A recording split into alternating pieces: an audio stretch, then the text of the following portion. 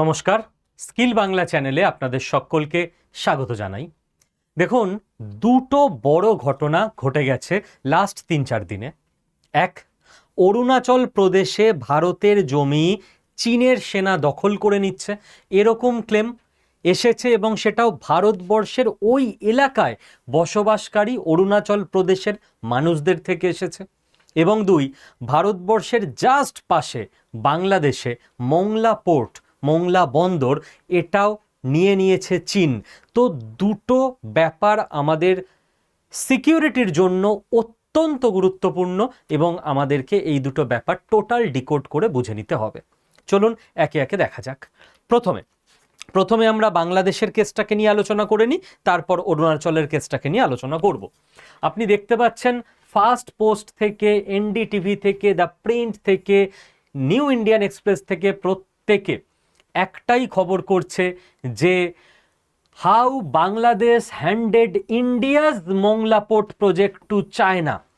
ভারতের পাবার কথা ছিল এই প্রজেক্টটা, 2015 থেকে কাজকর্ম শুরু হয়েছিল অফিসিয়াল, সেটা 11 বছর পর 2026-এ ভারতের হাত থেকে মিস হয়ে গেল, ফসকে গেল, চীনের হাতে চলে গেছে।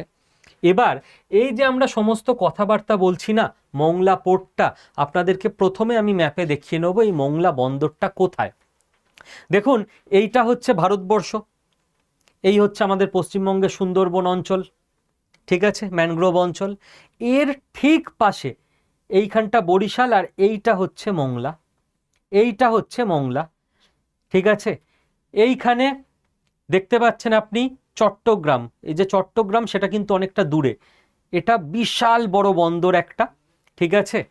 আর এই হচ্ছে আমাদের ত্রিপুরার আগরতলা, এই হচ্ছে বাংলাদেশের রাজধানী ঢাকা। তো মোংলা দেখুন ভারতবর্ষের থেকে খুব কাছে, এইটুকু, জাস্ট এইটুকু। এবং মোংলা বন্দর বাংলাদেশের সেকেন্ড বন্দর ইম্পর্টেন্সের দিক থেকে। তো কতটা বড় একটা ব্যাপার, এবং ভারতবর্ষের একদম ঘাড়ের কাছে এসে কে বসে গেল? চীন বসে গেল। আপনি বলবেন স্যার চীন এসেছে বন্দরে, তো কি হয়েছে? দাঁড়ান, আগে পরীক্ষার ব্যাপারটা ক্লিয়ার করে নি, যেটা শর্ট কোশ্চেন আসতে পারে, যে কার সঙ্গে কার কি ডিল হয়েছে। বাংলাদেশের সঙ্গে ডিল হয়েছে, আপাতত এমওইউ সাইন হয়েছে, মেমোরান্ডাম অফ আন্ডারস্ট্যান্ডিং মৌ। চীনের কার সঙ্গে?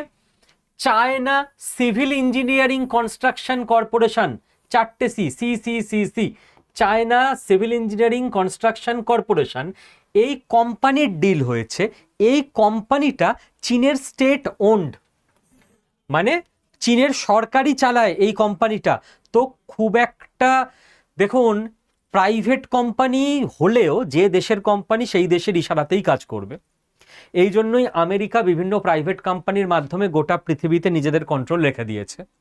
এই জন্যই ভারতের প্রাইভেট কোম্পানিরা যখন বিদেশে বিভিন্ন কাজে যায়, তখন এক শ্রেণীর লোকজন ভারতের মধ্যে অস্থিরতা তৈরির চেষ্টা করে, এই অমুক কোম্পানি বড়লোক হয়ে গেল, বিদেশ থেকে ফান্ডেড টাকা পয়সা। কারণ ভারতের কোম্পানি যখন বিদেশে ঘাঁটি গাড়বে, সে ভারতের স্বার্থেই, ভারতের ইনস্ট্রাকশনেই কাজ করবে।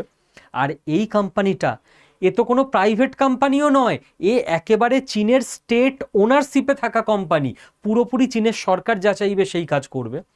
কি বরাত পাবে এরা? এরা ডেভেলপ করবে 110 একর জায়গা, মোটামুটি 1 একর মানে 3 বিঘে, মোটামুটি 110 একর জায়গায় ইকোনমিক জোন। যত ইকোনমিক কার্যকলাপ হবে, মানে জাহাজ আসা থেকে শুরু করে মাল লোডিং হওয়া, আনলোডিং হওয়া, বিভিন্ন যে কার্গো, সেই কার্গো, সমস্ত কিছু, এই যে ইকোনমিক জোন গড়ে উঠবে একটা, সেইটা তৈরি করবে চীনের এই কোম্পানি। এইটা 2015 সালে প্ল্যান হওয়া ছিল, ইন্ডিয়া করবে এটা, 2015 সালে কথা হয়েছিল, আর সেটা 11 বছর পর আমাদের হাত থেকে বেরিয়ে গেল। এটা ইন্ডিয়ার চূড়ান্ত লস, চূড়ান্ত ফেলিওর, মার্ক মাই ওয়ার্ড। কেউ আবেগে যদি থাকেন, আমি সবসময় যেটা বলি, জিওপলিটিক্স আবেগ দিয়ে চলে না। সে ভাবতে পারে না না না আমার দেশ হারতে পারে না, আমার দেশ সবসময় জিতবে, একদমই না। এটা ইন্ডিয়ার চূড়ান্ত লস, ঠিক আছে। জিওপলিটিক্সকে আমরা দুভাবে দেখি। ইন্ডিয়ার এই মুহূর্তে লাভ কি? এই মুহূর্তে কোনো লাভ নেই এটা থেকে। ইন্ডিয়ার ফিউচার লাভ কি? কিছু জিনিস হয় যেখানে ইন্ডিয়ার ফিউচার লাভ জড়িত থাকে, যেমন আমেরিকা ইরান যুদ্ধ, বারবার আমি দেখিয়েছি ফিউচারে কি লাভ হতে পারে। এটা থেকে ইন্ডিয়ার ফিউচার লাভও কিছু নেই, বর্তমান ফিউচার দুদিকেই লসই লস। তো এটা আপনি যদি বলেন যে প্রত্যেকটা স্টেপ সেটা একটা হার এবং জিত, তো এই স্টেপে ভারতের চূড়ান্ত হার হয়েছে, এটা আপনাকে মেনে নিতে হবে, ঠিক আছে? আবেগে চললে আলাদা ব্যাপার, তাদের আমি বোঝাতে পারবো না, যারা যুক্তিতে লজিকে চলবেন তাদের জন্য। আচ্ছা, এবার হ্যাঁ, বাংলাদেশের কি হবে, বাংলাদেশের কি হবে আমাদের ভেবে লাভ নেই। চীন যেই যেই দেশে ঢুকেছে দেখে নিন সেই দেশে কি হয়েছে, শ্রীলঙ্কা থেকে শুরু করে অন্যান্য দেশ, বাকি আমি কিছু বলছি না, ঠিক আছে?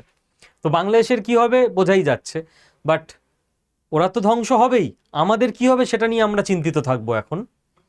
দেখুন এটা কেন এত ইম্পর্টেন্ট, এই যে ঘাড়ের কাছে এসে নিঃশ্বাস ফেলছে, ওদের না একটা পলিসি আছে স্ট্রিং অফ পার্লস, যে ভারতবর্ষকে ঘিরে ফেলো। পার্ল মানে মুক্ত, মুক্তোর হার, ওদের geopolitical policy. String of pearls নিয়ে অনেক সময় বড় প্রশ্ন আসে, জিনিসটা কি? ম্যাপ দিয়ে ছবি এঁকে বোঝানোই ভালো। মুক্তোর হার জিনিসটা হচ্ছে এইটা, চীনের পলিসি হচ্ছে ভারতবর্ষকে একটা মুক্তোর হার দিয়ে ঘিরে ফেলো। মুক্তোর হার কিছুই না, স্ট্র্যাটেজিক লোকেশন ভারতের চারদিকে দখল করে পুরো ঘিরে ফেলো। এই প্রত্যেকটা লোকেশনে বসে আছে কে? চীন, প্রত্যেকটা লোকেশনে, ঠিক আছে? আগে তো চিটাগংয়ে ছিল, এখন মোংলাতেও চলে এলো পাশে। স্ট্রিং অফ পার্লস আরো শক্তিশালী হলো। আপনি বলুন স্যার কোথায় হারটার কি বলছেন, এগুলো তো কয়েকটা ডট, যেখানে যেখানে যেই যেই সামুদ্রিক জায়গায় চীনের ঘাঁটি রয়েছে। এইবার দেখুন হার কোত্থেকে হলো, এই যে নীলটা, এই যে কালোটা হচ্ছে স্ট্রিং অফ পার্লস। যে ঘাটগুলো আপনাকে দেখালাম ডটগুলো, সেগুলোকে জুড়ে দিন এবার। পুরো এই এলাকা একটা ডটের মাধ্যমে কানেক্টেড, কিছুটা এগোবে আর একটা ঘাঁটি ওদের, কিছুটা এগোবে আর একটা ঘাঁটি ওদের, কিছুটা এগোবে আর একটা ঘাঁটি ওদের, কিছুটা এগোবে আর একটা ঘাঁটি ওদের, এদিকে তো আরো আছে। পুরো ঘাঁটিগুলো দিয়ে একটা কানেক্ট যদি আপনি করেন দেখবেন পুরো ঘিরে রেখেছে। আর এর ঠিক নিচেই দেখুন নীলটা হচ্ছে যে রাস্তা দিয়ে তেল যায়। তো চীনের তেলের যে জায়গা, এই জায়গাটা নিয়ে আমরা ভিডিও করেছিলাম যে এইখানে ভারত কিছু একটা করতে চেষ্টা করছে। এটাকে যাতে ভারত কাটতে না পারে তার ওপরের লেয়ারে ওরা ভারতকে ঘিরে রাখছে। দেখুন তেলের যেখান দিয়ে জাহাজ যায় তার নিচের লেয়ারে ওরা স্ট্রিং অফ পার্লস বানাচ্ছে না, বানাচ্ছে ওপরের লেয়ারে। যে ভারতের নেভি এই অবধি এসে যে এই জায়গায় ব্লক করবে, তার আগে এই জায়গা দিয়ে ওরা ব্লক করে রেখে দেবে ভারতের নেভিকে। এইটা ওদের প্ল্যানিং, যে ওদের যে তেলের রুট সেখানে যেন ভারতের নেভি কোনোভাবে কোনো অ্যাটাক করতেই না পারে, কোনো ডিসরাপশন যাতে আনতে না পারে। তো এইটা হচ্ছে গন্ডগোলের জায়গা। স্ট্রিং অফ পার্লস আরো শক্তিশালী হলো, এবং এইটা ভারতের বর্ডার থেকে 80 কিলোমিটার, ঠিক আছে? কলকাতা থেকে 200 কিলোমিটার, আপনি বুঝতে পারছেন 80 কিলোমিটার পাশে চীন এসে বসে আছে।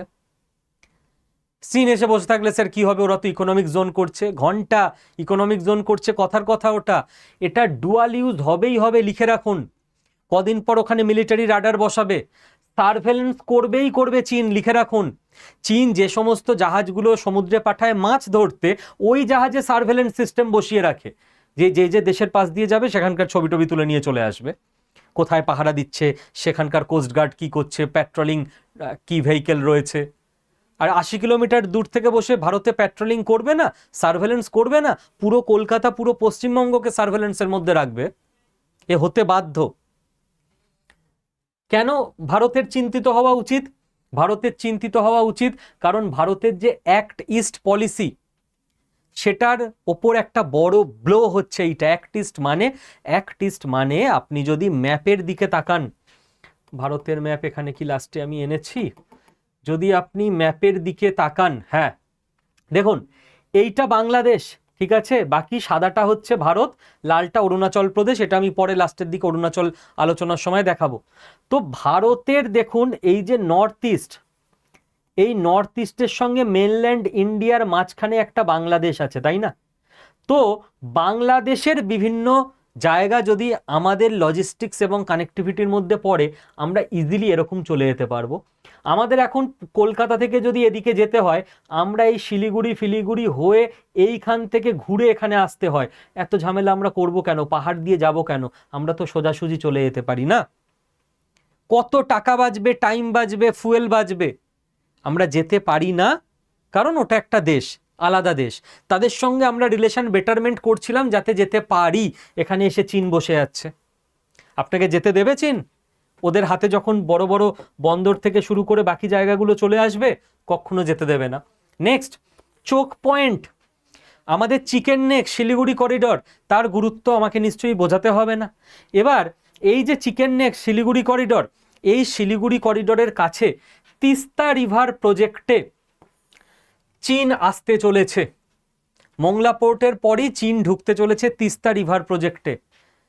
এবার তিস্তা রিভার প্রজেক্টে শিলিগুড়ি করিডোরের পাশে চীনের ইঞ্জিনিয়াররা যদি এসে বসে থাকে, 15 জন ইঞ্জিনিয়ারের সঙ্গে সঙ্গে 2 জন করে যদি আর্মির অফিসার পাঠায়, চীনের ইন্টেলিজেন্স বিভাগের অফিসার পাঠায়, আপনি দেখতে যাবেন ওরা ইঞ্জিনিয়ার না বসে থাকবে তো বাংলাদেশের জায়গায়, জাস্ট শিলিগুড়ির পাশে।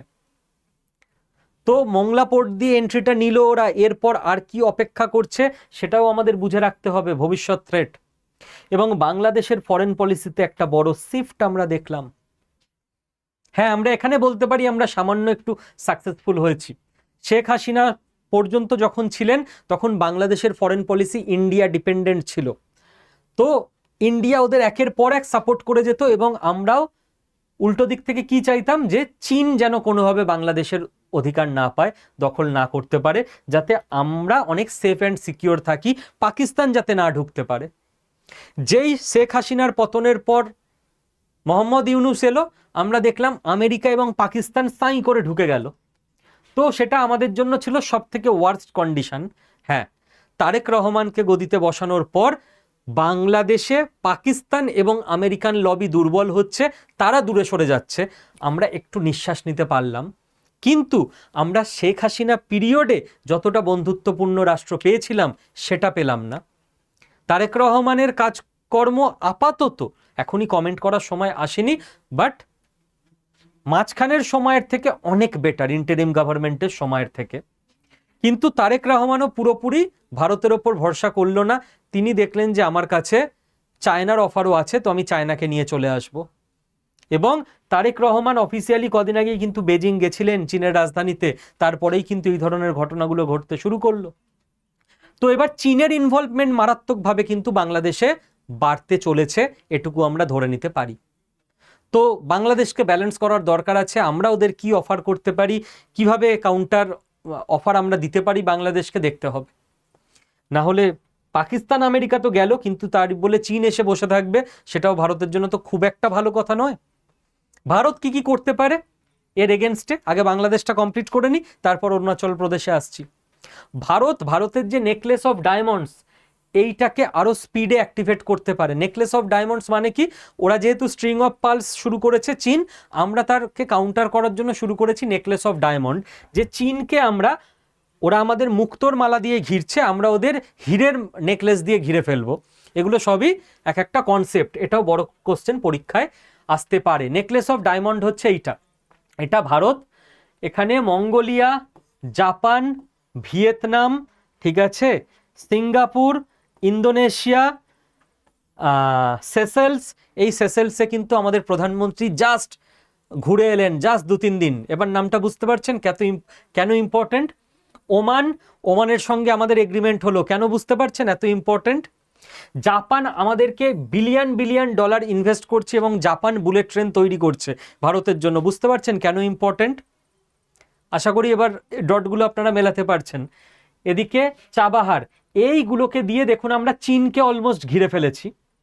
যে আমাদেরও, তুমি যদি এইখান দিয়ে তেল রুট, এইখান দিয়ে তুমি যদি স্ট্রিং অফ পার্লস চালাও, তাহলে আমরাও কিন্তু নিচ দিয়ে রেখে দিয়েছি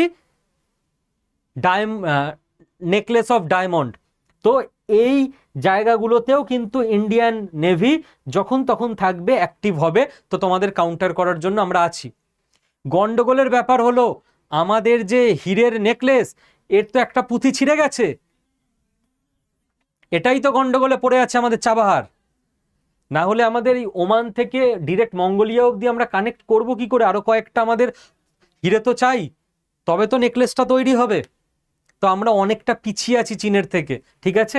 এটাকে যত দ্রুত অ্যাক্টিভ করা যায় আমাদের জন্য তত ভালো। তার জন্য আমাদের কি করতে হবে? আন্দামান নিকোবরে তার জন্য ইন্ডিয়া খুব দ্রুত ট্রাই কমান্ড আরো শক্তিশালী করছে। আন্দামান নিকোবরটা এতটা ইম্পর্টেন্ট ভারতের জন্য এই মুহূর্তে চীনকে কাউন্টার করার জন্য, যেখানে আর্মি, নেভি, এয়ারফোর্স থেকে শুরু করে আরও যা যা কিছু করা যায় ভারত প্রাণপণে চেষ্টা করে যাচ্ছে। এবং লিখে নিন, আন্দামান নিকোবর প্রজেক্টকে আটকানোর জন্য বিদেশ বিলিয়ন বিলিয়ন ডলার ইনভেস্ট করছে। ভারতবর্ষের কিছু পত্র পত্রিকা, ইন্টেলেকচুয়াল মানুষজন, নেতা নেত্রীকে যে করে হোক ভারত গভর্নমেন্টকে, ভারত সরকারকে বিরোধিতা করো, বলো ওখানে পরিবেশ ধ্বংস হয়ে যাচ্ছে, প্রকৃতি ধ্বংস হয়ে যাচ্ছে, যে করে হোক এটাকে আটকাতে হবে, ভারতবর্ষ যেন আন্দামান নিকোবরে স্ট্রং হোল্ড না পায়। বুঝতে পারছেন? ভারতকে কি করে যেতে হবে? ডিপ সি নেভাল বেস আরো বাড়িয়ে যেতে হবে। ইয়েস, ভারত কিছু করছে। কি করছে? যেরকম আইএনএস বর্ষা ভারত তৈরি করছে। কোথায়? অন্ধ্রপ্রদেশে। ঠিক আছে? তো কেবল আইএনএস বর্ষাকে ডেপ্লয় করে রাখলে হবে না, এরকম হিউজ স্পিডে প্রচুর পরিমাণে সাবমেরিন থেকে শুরু করে, নেভাল বেস থেকে শুরু করে, আমাদের যত আপনার মানে হাই ক্যাপাসিটির নেভাল অ্যাসেট রয়েছে সেইগুলোর সংখ্যা বাড়ানো থেকে শুরু করে আমাদের সব কিছুই করতে হবে, নইলে কিন্তু 5 বছর পর পুরো জিনিসটা হাতছাড়া হয়ে যাবে ভারতবর্ষের। আমরা কিছু ফরওয়ার্ড সার্ভেলেন্স আউটপোস্ট কাজ করাতে শুরু করেছি, এর সংখ্যাও বাড়াতে হবে। কি করছে ভারতবর্ষ? ভারতবর্ষ মরিশাসের এই এগালেগা বদ্বীপ, এইখানে মিলিটারি রানওয়ে এবং জেটি এইগুলো তৈরি করছে। ভারতবর্ষ কি করছে? ওমানে এই যে ডুকাম পোর্ট, ঠিক আছে, সিঙ্গাপুরে চাঙ্গি নাভাল বেস, এই সব কিছু তৈরি করছে চাইনিজ মেরিটাইম ডেপ্লয়মেন্টকে যাতে অল টাইম সার্ভেলেন্সের মধ্যে রাখা যায়। বাট চীন 5টা করছে, তো আমরা 2টো করছি। আমাদের কাছে এত স্পিডে করার টাকা নেই, ইনফ্রাস্ট্রাকচার নেই, বাট আমাদের বসে থাকলে চলবে না। যদি গ্লোবাল পাওয়ার হতে হয়, চীনকে টক্কর দেওয়ার জন্য রেডি হতে হবে। এবার বুঝতে পারছেন কেন এই ছোট ছোট দ্বীপরাষ্ট্রগুলো আমাদের জন্য এত ইম্পর্টেন্ট? চলুন নেক্সট ভারতবর্ষকে কি করতে হবে? আমাদের যে মেরিটাইম ডোমেন অ্যাওয়ারনেস সেটাকে প্রচুর বাড়াতে হবে। কোস্টাল রাডার নেটওয়ার্ক আমাদের যেগুলো আছে, রাডার আরও স্ট্রং করতে হবে যাতে আমাদের কাছে সমস্ত ইনফরমেশান ধরা পড়ে যায়। আমাদের এরিয়াল সার্ভেলেন্স প্রচুর পরিমাণে বাড়াতে হবে যাতে করে আমরা সমুদ্রে কি চলছে সেইটা ড্রোন ওড়ানোর মাধ্যমে সমুদ্রে ইনফরমেশান অল টাইম পাই। একটা জিনিস মাথায় রাখবেন, আজকের দিনে প্রতিপক্ষ 10 গুণ শক্তিশালী হোক, আপনার কাছে যদি ইনফরমেশান শক্তিশালী থাকে, যুদ্ধে আপনি 90% জিতে আছেন, এগিয়ে আছেন, আপনি প্রতিপক্ষকে কুপকাত করে দিতে পারবেন। আজকের লড়াই ইনফরমেশানের লড়াই, এটা ইনফরমেশান ওয়ারফেয়ারের যুগ একটা। তো আমাদের ইনফরমেশান গ্যাদার করতে হবে, যে করে হোক, রাডার দিয়ে হোক, অন্য কিছু করে হোক। সঙ্গে আমাদের ডিপ্লোম্যাটিক আর ইকোনমিক কাউন্টার ওয়েট তৈরি করতে হবে। কিভাবে?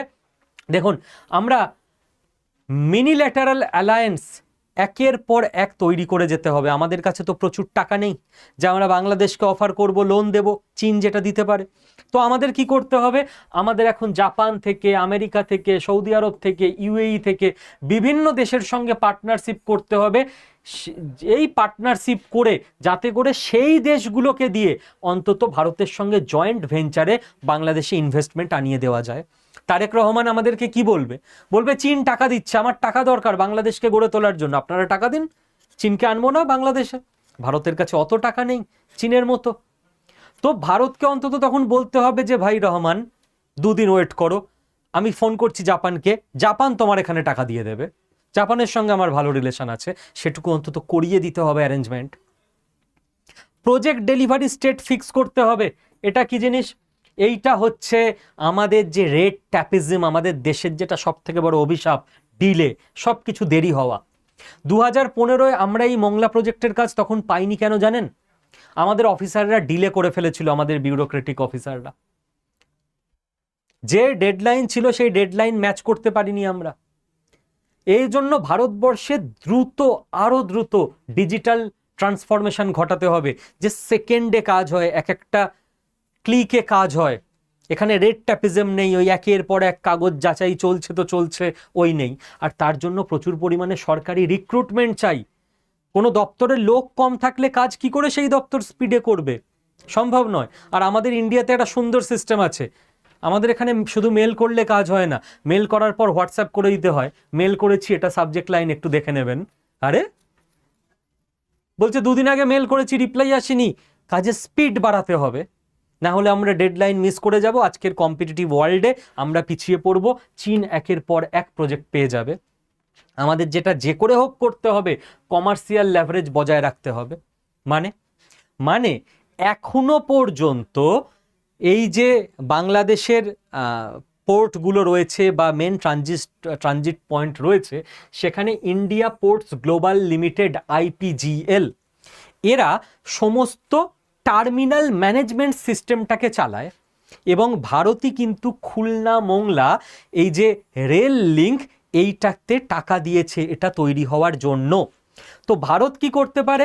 ভারত বলতে পারে ভাই চীন একটা কাজ করুক, চীন ফ্যাক্টরি তৈরি করুক, ইনফ্রাস্ট্রাকচার তৈরি করুক 110 একরে ইকোনমিক জোনে, কিন্তু এই যে গোটা সিস্টেমটা ম্যানেজ তো করতে লাগবে।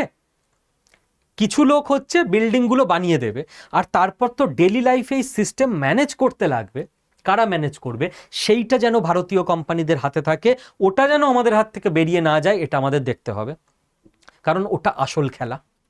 যে বিল্ডিং বা জিনিসপত্র বানিয়ে দিল, ডক বানিয়ে দিল, সব কিছু সে বানিয়ে চলে যাবে বা অল্প লোক রেখে যাবে, বাট যে কোম্পানি ডেলি ম্যানেজমেন্টে থাকবে তারা ওখানে ডেলি ঘাঁটি গেড়ে বসে থাকবে। তো এই মুহূর্তে আইপিজিএল এর হাতে আছে, এটা যাতে কোনোভাবে আমাদের হাত থেকে যাতে এই লজিস্টিক্যাল ট্রানজিটটা বেরিয়ে না যায় সেটা আমাদের খেয়াল রাখতে হবে। তার জন্য আমাদের ভারতীয় কোম্পানিগুলোকে আরও স্ট্রং করতে হবে। আপনাদের অনেকে এসে ভুল বোঝাতে পারে, এই আইপিজিএল বড়লোক হয়ে গেল, আইপিজিএল এর মালিক জানেন কত বড় লোক, চলুন আমরা সর্বহারারা আন্দোলন করে আইপিজিএলকে বন্ধ করে দিই। চীনের কোম্পানি এসে বসে যাবে, আমাদের দেশের যতগুলো কোম্পানি বিদেশে ঘাঁটি গেড়ে থাকবে তত আমাদের সুবিধা। জিও পলিটিক্স বুঝতে হবে আপনাকে, ওকে? আর জিওপলিটিক্যাল রেড লাইনেও অবশ্যই আমাদের প্রোঅ্যাক্টিভ হতে হবে। এই যে তিস্তা রিভার রিস্টোরেশন প্রজেক্ট, যেটা এখনো শুরু হয়নি, যেখানে আমাদের ভয় চীন এসে বসে যেতে পারে, তো আমরা কেন আগে ভাগে বাংলাদেশের সঙ্গে ডিল করে যে ভাই কি করতে হবে বলো, আমাদের ইঞ্জিনিয়াররা করে দিচ্ছে।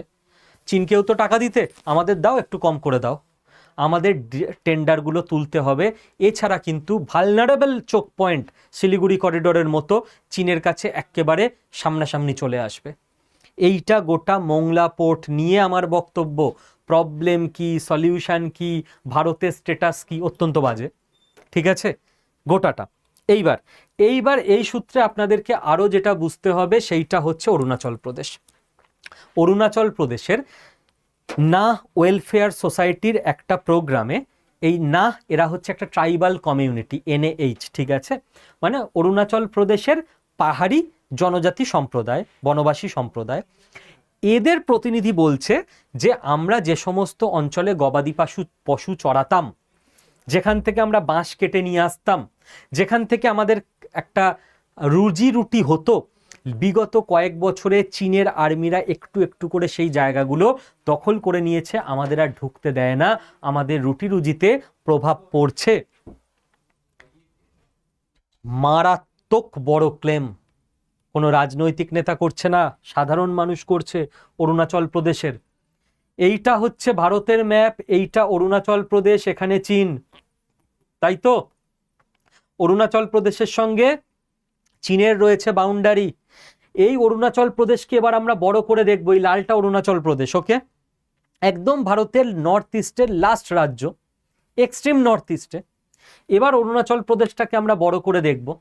এই যে এটাকে বড় করে নিলাম, ঠিক আছে? এর মধ্যে এই যে আপার সুবানসিরি জেলা, এগুলো হচ্ছে প্রত্যেকটা জেলা, ওয়েস্ট কামেং, ইস্ট কামেং, কুরুঙ্গা কুমে, এগুলো এক একটা জেলা। এর মধ্যে আপার সুবানসিরি এই যে জেলাটা, এইখান থেকেই মেন ক্লেমটা আসছে যে এখান থেকে বেশ কিছুটা জায়গা চীনের মিলিটারিরা একটু একটু করে দখল করেছে, রোড বানিয়েছে, ব্রিজ বানিয়েছে, ইনফ্রাস্ট্রাকচার বানিয়েছে, আর্মি ডিপ্লয় করেছে, গ্রাম বসাচ্ছে চীন জায়গা রক্ষা করার জন্য। সঙ্গে সঙ্গে ভারতীয় মিলিটারির কাছ থেকে জবাব এসছে যে Indian Army denies reports of Chinese incursions. Army rejects PLA encroachment claims made by NWS.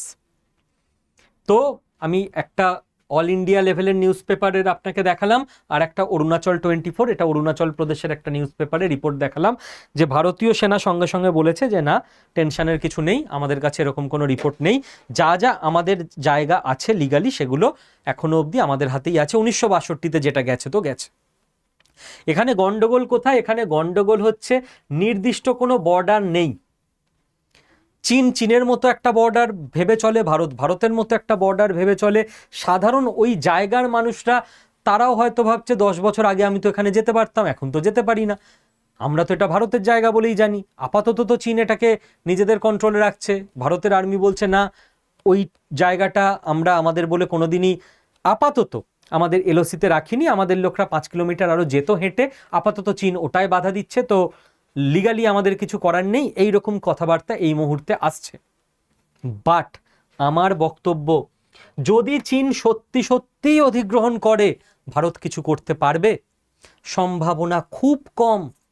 আমরা কোথায় দাঁড়িয়ে রয়েছি ডেটা দেখাই, ডেটা ছাড়া তো কথা বলি না, যে আবেগে কথা বলে দেবো যে আমরা তীর ছুঁড়ে দেবো, চীন সব মরে যাবে। ভারতের শক্তি গ্লোবালি 5th, চীন 2nd স্পেন্ডিং র্যাঙ্কে।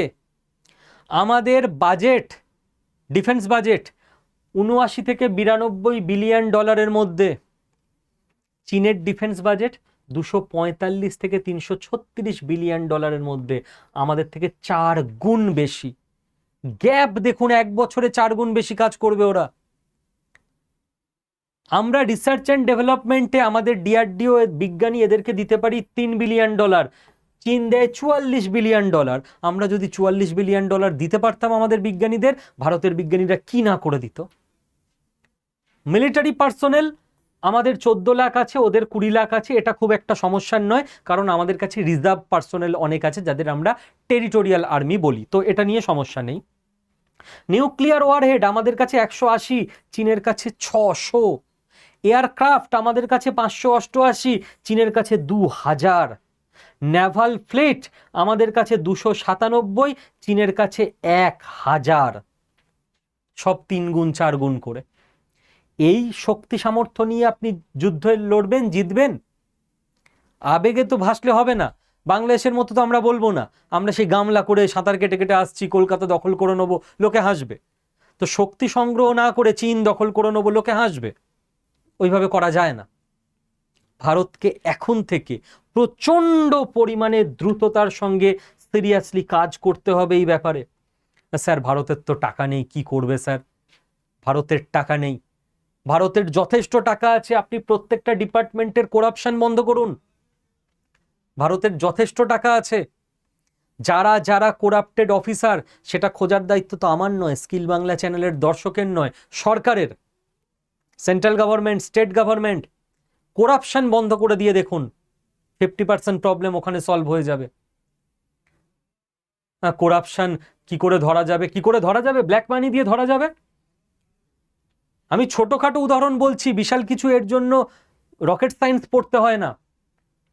একজন পুলিশ অফিসার, সে হয়তো 20 বছর চাকরি করছে। 20 বছর আগে তার সম্পত্তি কি ছিল, 20 বছরে তার পরিবারের সম্পত্তি কি হয়েছে দেখে নিন, পরিবারের সমেত। তার স্ত্রী হয়তো গৃহবধূ, তার স্ত্রী নিশ্চয়ই প্রচুর ইনকাম করে আনছে না কোনো জায়গা থেকে, বা যদি চাকরিও করে তার স্ত্রীরও একটা নির্দিষ্ট স্যালারি আছে, যদি বিজনেসও করে সেই বিজনেসের একটা নির্দিষ্ট ইনকাম আছে। দেখা যাচ্ছে 20 বছরে এই ভদ্রলোকের যা ইনকাম হয়েছে, পুরো ইনকামটা তো আর জমায়নি, তাকে খেতে হয়েছে, পড়তে হয়েছে, সব কিছু করতে হয়েছে।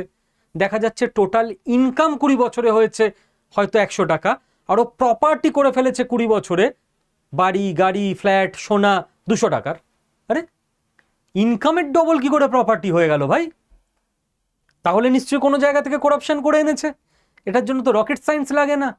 ওকে কেন অ্যারেস্ট করা হচ্ছে না, ওকে কেন সাজা দেওয়া হচ্ছে না, সমস্ত প্রপার্টি কেন সিজ করা হচ্ছে না? সিজ করে নিন প্রপার্টি। একটা 2 কামরার ঘরে ফ্যামিলি নিয়ে থাকতে দিন, বেসিক সমস্ত অ্যামেনিটিস থাকবে, চাকরি বজায় থাকলে থাকবে। বাট ওর কাছে যদি আমরা একটা 3 কোটি 4 কোটি টাকার একজন মানুষের কাছে ব্ল্যাক মানি উদ্ধার করা যায়, জমি বিক্রি করে দিন টেন্ডারে দিয়ে, অকশনে তুলে দিয়ে দিন ডিফেন্সকে এই টাকা।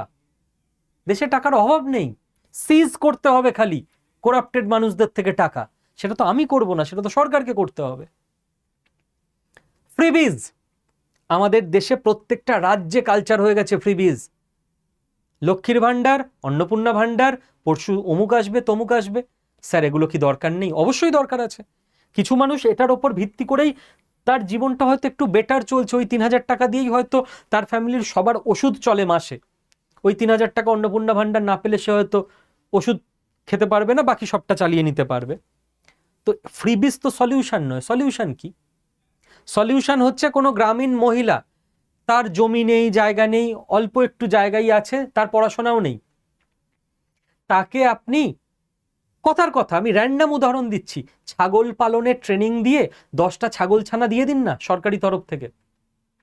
ওই 10টা ছাগল ছানা, গ্রামে খাওয়া দাওয়ার অভাব নেই, ঘাস থেকে সবজির খোসা থেকে শুরু করে, ওই 10টা ছাগল ছানা যা দুধ দেবে বা ওদের যে ছানা হবে বড়গুলোকে বিক্রি করবে, সেই দিয়ে আলটিমেটলি কয়েক মাস পর দেখা যাবে মান্থলি 3,000 টাকার বেশি উনি ইনকাম করেন, তো ওনার প্রবলেম সলভ।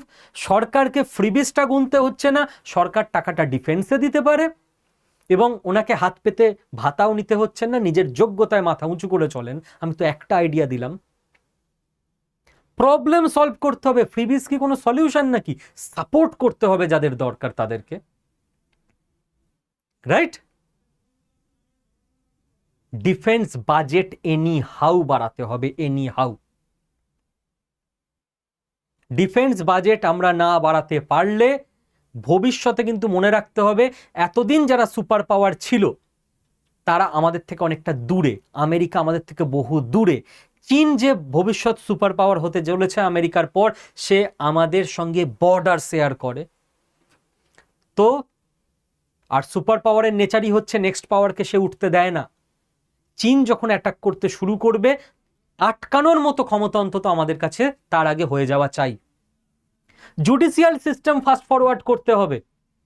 এরকম অনেক কিছু করা যায়, জাস্ট কয়েকটা উদাহরণ, কয়েকটা অ্যাডভাইস সরকারকে বা যারা পদে আছেন তাদেরকে। আমাদের এখানে একজনকে ধরা গেল করাপশন করেছে, খাটের নিচ থেকে টাকা উদ্ধার হলো, কোনো জায়গা থেকে টাকা উদ্ধার হলো, কলেজের ইউনিয়ন রুম থেকে উদ্ধার হলো কিছু একটা, তার বিচার চলছে 15 বছর ধরে, লোকে ভুলে গেছে। তো সোশ্যাল সাইকোলজিতে কি ঢুকলো? করাপশন চলতা হ্যায়, ও কিছু হবে না এদেশে। কেন 15 মাসের মধ্যে? তার জন্য আপনাকে পুলিশ রিক্রুটমেন্ট বাড়াতে হবে, জাজ বাড়াতে হবে, আদালতের ইনফ্রাস্ট্রাকচার বেটার করতে হবে, ডিজিটাল করতে হবে সব কিছু। কেন 15 মাসের মধ্যে এর গোটা তদন্ত বিচার কমপ্লিট হয়ে একে জেলে পাঠিয়ে এর সমস্ত টাকা সিজ করে পুলিশের তরফ থেকে বা কোর্টের তরফ থেকে সাংবাদিক বৈঠক করে পুরো অ্যানাউন্স করে দেওয়া হলো? প্রত্যেকদিন সন্ধ্যাবেলা হয়তো কোর্টে একটা করে অ্যানাউন্স হচ্ছে যে এটা গত বছরের কেস ছিল, এই শাস্তি হলো, এই টাকা পয়সা সিজ করা হয়ে গেছে, এই টাকাটা আমরা ডিফেন্স খাতে দিয়ে দিলাম। গোটা সমাজ পাল্টে যাবে, কারণ সমাজের মেন্টালিটিতে চলে আসবে, ভাই 1 বছরের মধ্যে ধরে জেলে পুরে দিচ্ছে, এখানে ভুল কাজ করলেই তার শাস্তি হবেই। যখন এই অ্যাসিউরিটি মানুষ পাবে তখন ভুল কাজ করতে ভয় পাবে।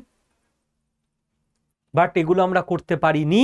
এটা আমাদের দেশের, আমাদের সমাজের ড্রব্যাক, ফল্ট।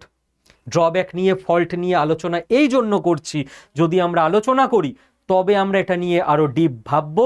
যদি আমরা ডিপ ভাবি তবেই এটা নিয়ে সবাই যদি কথা বলে, শেয়ার করে, সব কিছু যদি করে, তো গভর্নমেন্টের কাছে পৌঁছাবে যে সমাজের তরফ থেকে এরকম ডিমান্ড আসছে, তখনই গভর্নমেন্ট নড়ে চড়ে বসবে এবং এগুলোর ওপর কাজ করে এই জিনিসগুলোকে বেটার করা হবে। তো এটুকুই বলবো। চীনের দিক থেকে যে দুটো জিনিস হয়েছে, দুটোতেই ভারত চূড়ান্তভাবে লং টার্ম, শর্ট টার্ম দুটো জায়গাতেই ব্যর্থ। ভারতকে কাজ করতে হবে, এগোতে হবে। থ্যাংক ইউ, ভালো থাকবেন। যদি আপনারাও মনে করেন যে আপনারা সহমত আমার সঙ্গে, এই জিনিসগুলো অতি অবশ্য আমাদের দেশের করা উচিত, তো দেখুন, যে কোনো জিনিস সরকারকে দিয়ে করাতে গেলে না জনমত গঠন করতে হয়। যত পরিমাণে পারেন শেয়ার করুন এই ভিডিওটা, এবং স্কিল বাংলা চ্যানেলে যারা নতুন তারা চ্যানেলটাকে সাবস্ক্রাইব করে রাখবেন। বাংলা ভাষায় অথেন্টিক জিওপলিটিক্যাল নিউজ নয়, অ্যানালিসিসের জন্য এই চ্যানেল। Thank you.